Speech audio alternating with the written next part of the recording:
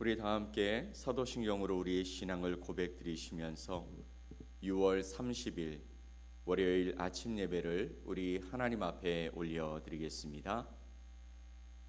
나는 전능하신 아버지 하나님 천지의 창조주를 믿습니다. 나는 그의 유일하신 아들 우리 주 예수 그리스도를 믿습니다. 그는 성령으로 잉태되어 동정녀 마리아에게서 나시고 본디오 빌라도에게 고난을 받아 십자가에 못 박혀 죽으시고 장사된 지 사흘 만에 죽은 자 가운데서 다시 살아나셨으며 하늘에 오르시어 전능하신 아버지 하나님 우편에 앉아 계시다가 거기로부터 살아있는 자와 죽은 자를 심판하러 오십니다. 나는 성령을 믿으며 거룩한 공교회와 성도의 교제와 죄를 용서받는 것과 몸의 부활과 영생을 믿습니다. 아멘. 우리 찬송 438장 함께 찬양드리겠습니다.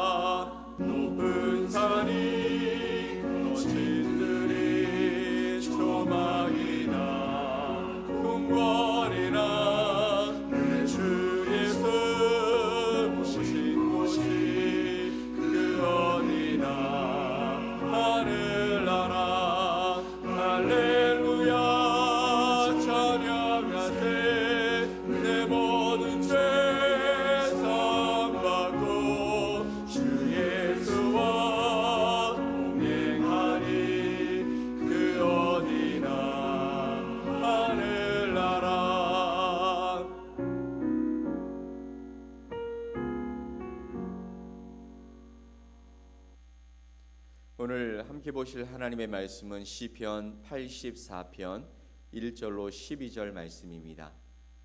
시편 84편 1절로 12절 말씀을 우리 함께 말씀을 보겠습니다. 만군의 여호와여 주의 장막이 어찌 그리 사랑스러운지요. 내 영혼이 여호와의 궁정을 사모하여 쇠약하며 내 마음과 육체가 살아계시는 하나님께 부르짖나이다. 나의 왕 나의 하나님 만군의 여호와여 주의 제단에서 참새도 제 집을 얻고 제비도 새끼들 보금자리를 얻었나이다. 주의 집에 사는 자들은 복이 있나니 그들이 항상 주를 찬송하리이다. 주께 힘을 얻고 그 마음에 시온의 대로가 있는 자는 복이 있나이다. 그들이 눈물 골짜기로 지나갈 때에 그곳에 많은 샘이 있을 것이며 이른 비가 복을 채워 주나이다. 그들은 힘을 얻고 더 얻어 나아가 시온에서 하나님 앞에 각기 나타나리이다. 만군의 하나님 여호와여, 내 기도를 들으소서. 야곱의 하나님이여, 귀를 기울이소서. 우리 방패이신 하나님이여, 주께서 기름 부으신 자의 얼굴을 살펴보소서. 주의 궁정에서의 한 날이 다른 곳에서의 첫날보다 나은즉 악인의 장막에 사는 것보다 내 하나님의 성전 문지기로 있는 것이 좋사오니 여호와 하나님은 해요 방패이시라. 여호와께서 은혜와 영화를 주시며 정직하게 행하는 자에게 좋은 것을 아끼지 아니하실 것임이니이다. 만군의 여호와여, 주께 의지하는 자는 복이 있나이다. 아멘. 만군의 여호와여, 주께 의지하는 자는 복이 있나이다. 오늘 시편 84편을 통해서 내 영혼의 집은 어디입니까? 라는 제목으로 여러분과 하나님의 말씀을 나누겠습니다. 사랑하는 여러분, 혹시 하루 일과를 마치고 지쳐서 이제 집에 가고 싶다라고 생각해 보신 적이 있으시죠? 그때 우리가 말하는 집은 단순히 잠을 자는 시멘트 건물을 의미하고 있는 것은 아닐 것입니다. 그 말 속에는 우리의 긴장을 내려놓고 온전히 나를 받아주는 곳, 참된 쉼과 평안이 있는 곳으로 돌아가고 싶은 우리 영혼의 갈망이 담겨 있는 것이겠죠. 오늘 저는 여러분의 영혼의 가장 근본적인 질문을 던지며 말씀을 시작해 보려고 합니다. 당신의 영혼은 지금 어디에 있습니까? 그리고 당신 영혼의 진짜 집은 어디입니까? 라는 질문입니다. 우리는 이 땅에서 분주하게 살아가고 있습니다. 하루에도 수많은 일들이 우리에게 일어나고 또 우리가 해야 할 일들을 해나가면서 그렇게 바쁘게 살아가고는 있지만 마음 한편에는 늘 채워지지 않는 허전함과 또 안식에 대한 갈망이 있습니다. 오늘 시편 84편은 바로 이 영혼의 집을 찾은 한 사람의 뜨거운 노래로 우리가 말씀을 읽었습니다. 이 노래를 통해 방황하는 우리 영혼이 돌아가야 할 참된 집을 다시 찾고 그리고 그 집에 거하는 감격과 결단이 회복되어지는 이 아침이 되어지기를 간절히 소망합니다. 첫 번째 1절로 4절 말씀을 보면 우리의 영혼의 상태를 진단하는 부분이 정말 중요하다라고 말씀하십니다. 먼저 시편 기자는 자신의 영혼 상태를 정직하게 진단했습니다. 1절로 4절 말씀을 다시 한번 보죠. 만군의 여호와여, 주의 장막이 어찌 그리 사랑스러운지요. 내 영혼이 여호와의 궁정을 사모하여 쇠약하며 내 마음과 육체가 살아계시는 하나님께 부르짖나이다. 나의 왕 나의 하나님 만군의 여호와여, 주의 대전에서 참새도 제 집을 얻고 제비도 새끼들 보금자리를 얻어나이다. 주의 집에 사는 자들은 복이 있나니 그들이 항상 주를 찬송하리이다. 아멘. 만군의 여호와여, 주의 장막이 어찌 그리 사랑스러운지요. 내 영혼이 여호와의 궁정을 사모하여 쇠약하며 내 마음과 육체가 살아계시는 하나님께 부르짖습니다. 주의 제단에서는 참새도 한낱 미물인 참새도 제 집을 얻고 제비도 새끼들 보금자리를 얻었습니다. 주의 집에 사는 자들은 복이 있나니 그들이 항상 주를 찬송합니다 라고 말하고 있습니다. 여러분, 이 말씀을 보다 보면 지금 이 시편을 기록하고 있는 이 시편 저자는 영혼의 노숙 상태에 있는 것처럼 보여집니다. 있어야 할 곳에 있지 못하기에 영혼이 쇠약하고 마음과 육신이 고통스럽고 그래서 지쳐 하나님 앞에 부르짖고 있는 듯 보여집니다.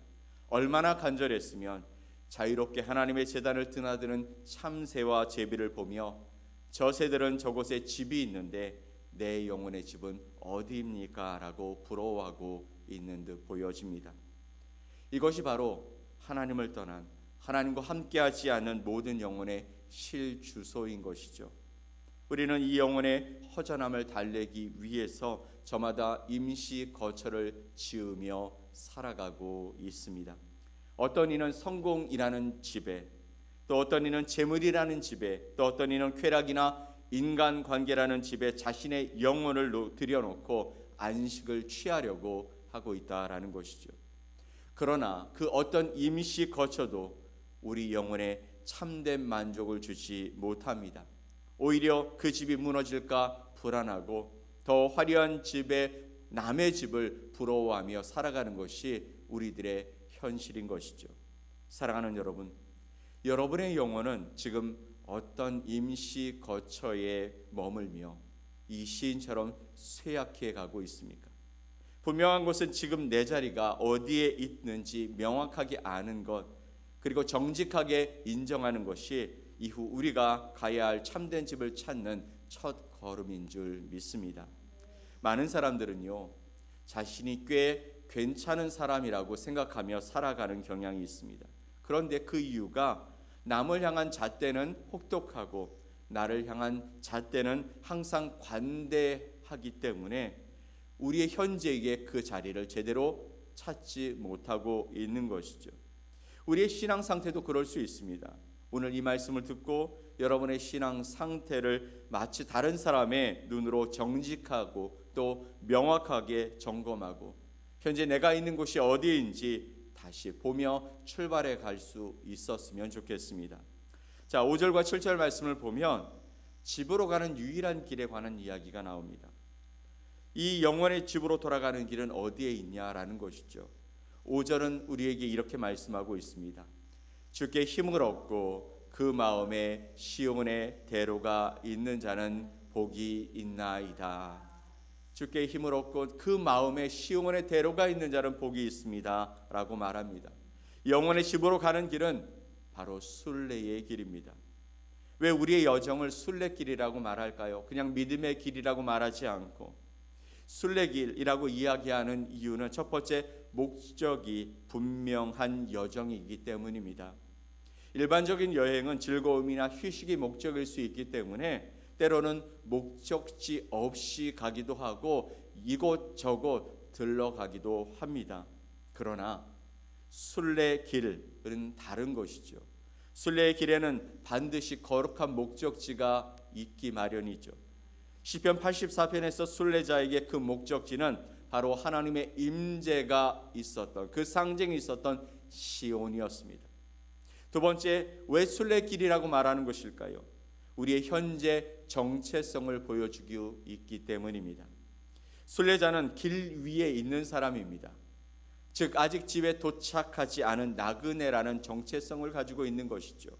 성경은 그리스도인을 향해서 이 땅에서 외국인과 나그네라고 표현했습니다. 또 우리의 시민권은 이 땅이 아닌 하늘에 있다라고 말씀하고 있습니다. 순례길이라는 이 표현은 바로 이 정체성을 일깨워 주고 있는 것이죠. 우리는 이 세상에 발을 딛고 살아가고는 있지만 여기에 뿌리 내리고 영원히 살 존재가 아니다라는 것이죠. 우리를 부르신 하나님 앞에서 우리는 이 땅에 살아가고는 있지만 그러나 거룩한 그 부르심 앞에 우리가 영원히 주님과 거하여야 할 그 땅을 향해, 본향을 향해 나아가는 거룩한 순례자라고 말씀하고 있는 것입니다. 세 번째, 고통을 통과하면서 변화되는 과정 때문입니다. 순례길은 결코 편안한 관광 코스가 아닙니다. 시편 기자가 눈물 골짜기를 통과해야 했던 것처럼 순례길은 반드시 고난과 역경, 눈물이 포함되어 있는 길이죠. 중요한 것은요, 이 고난이 순례자를 좌절시키는 장애물이 아니라 오히려 순례자를 더욱 강하고 거룩하게 만드는 변화의 도구가 되고 있기 때문입니다. 그렇게 이 길은 결코 평탄하지 않습니다. 6절 말씀을 보면 이 길은 눈물 골짜기를 통과하는 길이라고 말씀하고 있죠. 우리의 인생에는 고난과 아픔, 눈물이 있다라는 것이죠. 어느 누구도 이 길을 피해갈 수 없고 또 이것을 만나지 않고 돌아갈 수 있는 지름길이 있는 사람은 없습니다. 그러나 놀라운 반전이 일어나는 것이죠. 주님을 향해 가는 그 순례자에게는 그 눈물의 골짜기가 많은 샘이 있는 곳, 또 하나님의 은혜의 이른비가 있는 곳이라고 말씀하고 있는 것이죠. 눈물의 골짜기를 지나가며 고난을, 아픔을 겪고 있지만 그곳에서 하나님의 많은 샘을 터쳐 우리가 쉴 수 있게 하시고 또 이른비를 주셔서 하나님께서 이루시고자 하시는 놀라운 역사가 우리 가운데 나타나는 은혜로 또 복으로 우리 가운데 하나님께서 함께 하신다는 것을 보여주신다라는 것입니다. 여기서 우리는 집에 이르는 동력을 발견하게 되는 것이죠. 그것은 나의 의지나 내 힘이 아니라는 것이죠. 그것은 주께서 주시는 힘에 있다라고 말씀하고 있습니다. 내 힘으로는 눈물 골짜기를 건너려 한다면 우리는 주저앉고 절망하고 낙심할 수밖에 없지만, 그러나 내 마음의 방향, 내 순례의 목적지가 오직 하나님 한 분으로 정해져 있다면 그때 우리는 주님께로부터 힘을 공급받고 갈 수 있다라는 것이죠. 그래서 영혼의 집으로 가는 길은 나의 노력이 아니라 전적인 하나님의 은혜로만 이루어지는 길인 줄 믿으시기 바랍니다. 세 번째, 8절 12절 말씀을 보면 진짜 집에 들어섰을 때 나타나는 증거가 무엇인지 우리에게 말씀해 주시죠.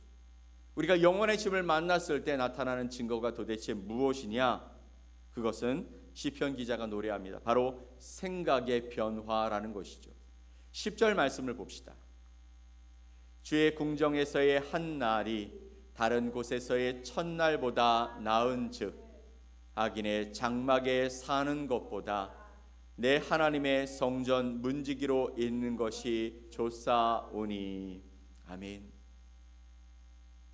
서로 대조됩니다. 주의 궁정에서의 한 날, 그리고 세상 다른 곳에서의 첫날, 서로 비교하고 있습니다. 그런데 무엇이 더 낫다고요? 주의 궁정에서의 한 날이 다른 곳에서의 첫날보다 낫다. 또 악인의 장막에 사는 것보다, 거기서 쾌락과 기쁨과 또 우리가 얻을 수 있는 성공의 모든 것들을 얻는 것보다 내 하나님의 성전 문지기로 있는 것이 좋다라고 말하고 있습니다. 바로 생각의 변화이죠. 이것이 바로 진짜 집에 돌아온 자의 고백인 것입니다. 세상 사람들이 추구하는 악인의 장막, 즉 부와 성공과 쾌락이 가득한 곳에서 사는 첫날보다 하나님의 집에서 비록 문지기로 서 있는 초라한 하루일지라도 비교할 수 없는 날이라고 고백하고 있는 것이죠. 왜 그렇습니까? 바로 그 집의 주인이 누구이신지 알기 때문이라는 것이죠. 주의 성전에 거하는 그곳, 내가 성전의 문지기로 한 날을 거하더라도 그곳은 내 사랑하는 나의 아버지 하나님이 주인이신 집에 거하는 것입니다.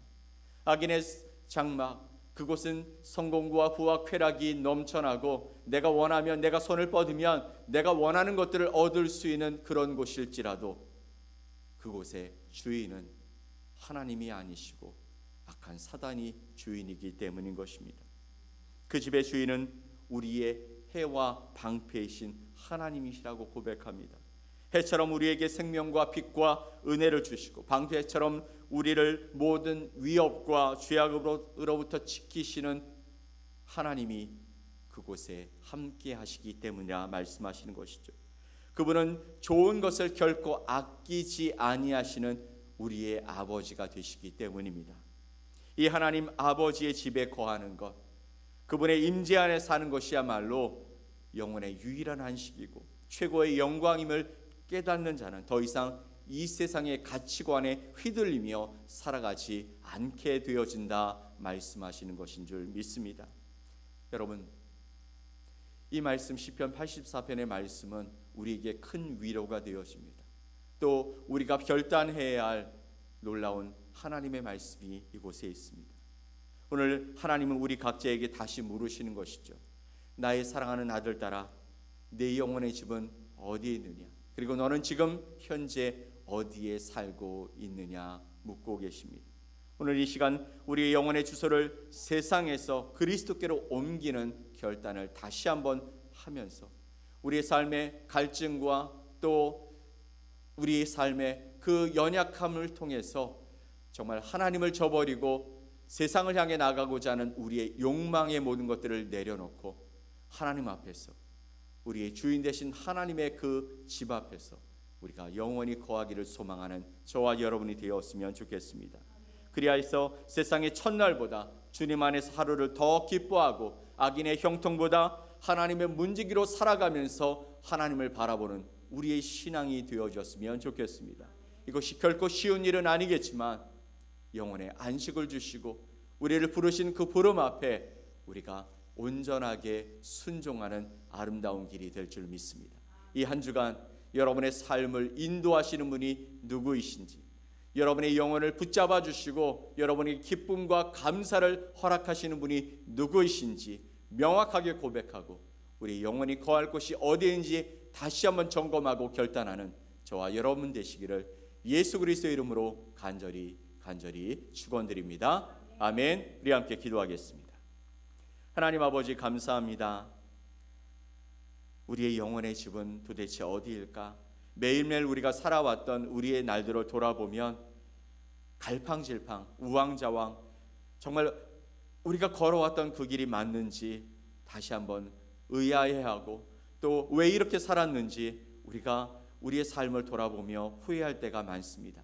오늘 시편 84편의 시편 기자는 그 영혼의 집, 그것을 정확히 알았고 그리고 그것에 거하기를 소망하는 간절한 마음으로 주님 앞에 섰습니다. 우리도 그런 모습으로 주님 앞에 서기를 원합니다. 하나님, 세상의 악인의 장막은 우리가 얻을 수 있는 모든 것들을 얻을 수 있다고 이야기하지만 그것의 주인은 하나님이 아니시죠.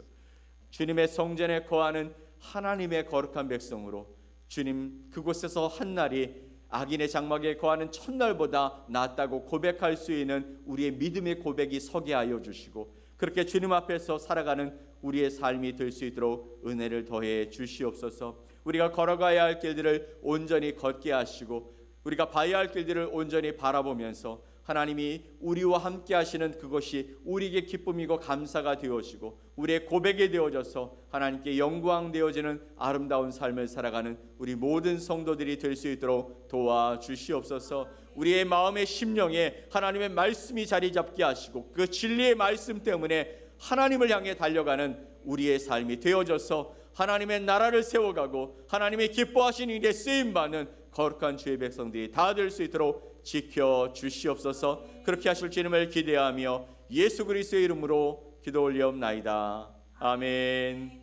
하늘에 계신 우리 아버지여, 이름이 거룩히 여김을 받으시오며 나라가 임하시오며 뜻이 하늘에서 이루어진 것 같이 땅에서도 이루어지이다. 오늘 우리에게 일용할 양식을 주시옵고 우리가 우리에게 죄 지은 자를 사하여 준 것 같이 우리 죄를 사하여 주시옵고 우리를 시험에 들게 하지 마시옵고 다만 악에서 구하시옵소서. 나라와 권세와 영광이 아버지께 영원히 있사옵나이다. 아멘.